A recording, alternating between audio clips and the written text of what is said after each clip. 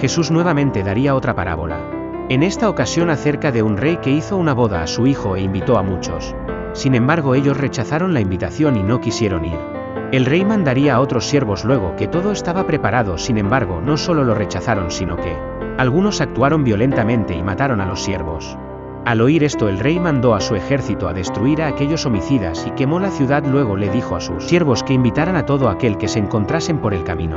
Y habiendo los siervos salido, invitaron tanto buenos como malos, y la boda se llenó de los invitados. Entrando el rey, viendo a los convidados, notó que había uno entre ellos que no estaba vestido de boda. El rey le preguntó cómo entró, a lo que el hombre se quedó callado. A lo que el rey lo mandó a sacar para afuera en las tinieblas. En esta parábola el rey representaba a Dios. La invitación era un llamado al arrepentimiento. Los siervos son los enviados por Dios, y a quienes invitaron era el pueblo de Israel y los gentiles. Aquí Jesús usa la figura de una boda para resaltar la importancia y prestigio que implicaba aceptar la invitación del rey. En una celebración tan importante, los primeros en ser invitados serían los familiares y amigos del rey, que eran las personas más cercanas. Se supondría que el pueblo de Israel, al ser quienes más interactuaron con Dios desde los orígenes del pueblo con Abraham hasta las profecías y reprensión de los profetas del Antiguo Testamento, ellos serían los primeros en aceptar a Jesús. Sin embargo, no solo lo rechazaron, sino que aún persiguieron a los que creían y predicaban. El mandato del verso 9 comparte muchas similitudes con el mandato posterior que Jesús le daría a sus discípulos de ir por el mundo a predicar a toda criatura. Este hombre que no estaba vestido para la ocasión representa a aquellas personas que, si bien asisten a la iglesia y suele participar del servicio, no tiene un compromiso real con Dios. La pregunta del rey se puede llevar más allá. ¿Cómo es que llegas al cielo si eres mentiroso, envidioso, idólatra, inmoral, inmisericorde, vengativo, avaro, adúltero, etc.? La respuesta es que no llegas. Es importante desechar todos estos pecados y vestirse del nuevo hombre creado en la justicia de Dios y en santidad. Luego de esto, los fariseos mandaría a sus discípulos junto a los herodianos para tentarle. Ellos le preguntaría si el pueblo debía de pagar impuesto a Roma. Básicamente, al cerrar la pregunta para que respondiera que sí o no, le estaba tendiendo una trampa. Si decía que sí, era una traición a la patria, y si decía que no, estaba en rebeldía contra Roma. Jesús pediría que le trajeran una moneda. Trayendo ellos un denario, les preguntó de quién era la inscripción que tenía la moneda. Ellos le respondieron que de César. Entonces Jesús le dijo que le den al César lo de César y a Dios lo que es de Dios. Con esta frase Jesús deja en claro la responsabilidad frente a las obligaciones civiles y obligaciones espirituales.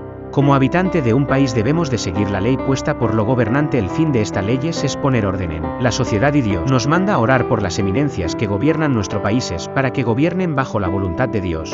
Por otra parte, un punto importante es dar a Dios lo que es de Dios. Dios, como creador del universo, es el Señor de todo lo que existe y a Él le pertenece todo lo que hay. Eso también implica a nosotros mismos como creación de Él. Debemos consagrar nuestras vidas en lealtad, obediencia y adoración para Dios. En el verso 24, los saduceos, que no creían en la resurrección, le preguntaron acerca de un hombre que se casó pero no tuvo hijos y murió. Pero el hombre tenía 7 hermanos y según la ley el hermano tenía que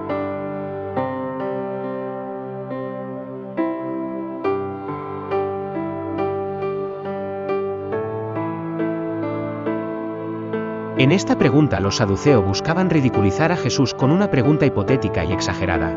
Jesús en su sabiduría dejaría ver cómo estaban errados, ya que no solo no sabían cómo iba a ser la resurrección, sino que limitaban el poder de Dios haciendo ver la resurrección como algo imposible. Jesús deja en claro que Dios es Dios de personas vivas, no de muertos, ya que Él siempre se presentó como Dios de vivos diciendo: yo soy el Dios de Abraham, Isaac y Jacob, y no dijo yo fui el Dios de ellos. Oyendo esto, las personas quedaron maravilladas. Probablemente esta pregunta fue muy utilizada por los saduceos para refutar la creencia de la resurrección. Oyendo los fariseos que Jesús hizo callar a los saduceos, los dos grupos se juntaron. Esta unión, aunque puro parecer eficaz, era ineficiente, ya que los dos grupos tenían conflicto y doctrinas diferentes una de la otra. Tanto fariseo como saduceos eran yugo desigual. Uno de ellos le preguntaría cuál era el mandamiento más grande. Una pregunta trampa, ya que al elegir un solo mandamiento le restaría importancia a los otros. Pero Jesús, siendo inteligente, no eligió solo uno, sino que también resumió la ley en amarás al Señor con todo tu corazón, alma y mente, ya que el que ama realmente a Dios obedece sus mandamientos.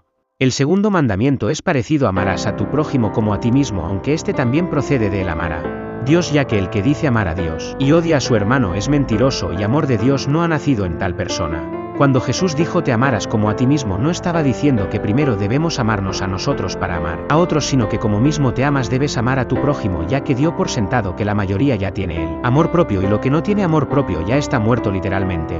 Pero en Cristo el primer lugar es para Dios, el segundo para el prójimo y como último nosotros. Ese es un verdadero amor. Aprovechando Jesús que sus opositores estaban junto a él, le hizo una pregunta de ¿quién es hijo o descendiente del Cristo? Ellos respondiendo que era hijo de David, a los que Jesús le dice si este es hijo de David, ¿cómo es que los llama Señor? Y ninguno podía responder y nadie intentó preguntarle más. Se llamaba a Jesús hijo de David por la promesa que Dios le hizo en 2 de Samuel capítulo 7.